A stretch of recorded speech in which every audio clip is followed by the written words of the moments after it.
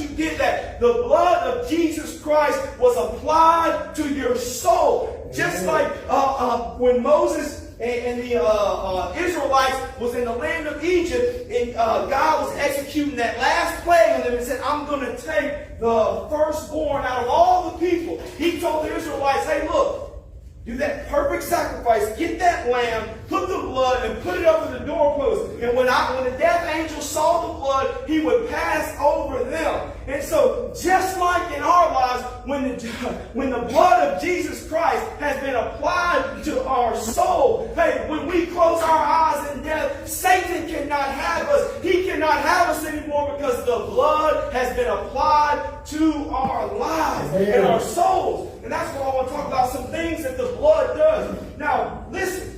If you have never received Jesus Christ as your Lord, I'm not talking about, all right, look, just repeat this prayer after me and you're saved and go on and do whatever you want to do for the rest of your life. Hey, if you want to sin, go ahead. That's fine. You're covered under grace. Absolutely not. That's a false gospel and a false Christ and a false salvation. That's right. Amen. I'm saying it is. That's right. See, you get any of that wrong, you miss it.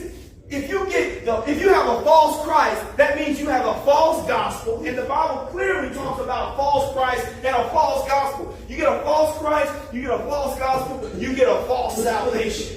One of the worst states to be in is to be on this earth thinking, oh, I'm saved, and you're on your way going to hell. You say, Brother Cord, you think there's people like that? Yeah. Well, you're going to look at what Jesus said. He said, hey, in that day, many will say, well, didn't we do wonderful works in your name? Didn't we perform miracles in your name? And Jesus will say, depart from me, ye workers of iniquity. I never knew you. He didn't say, I knew you and you fell away. He didn't say, I knew you at one point in time and then you got back into sin. He said, I never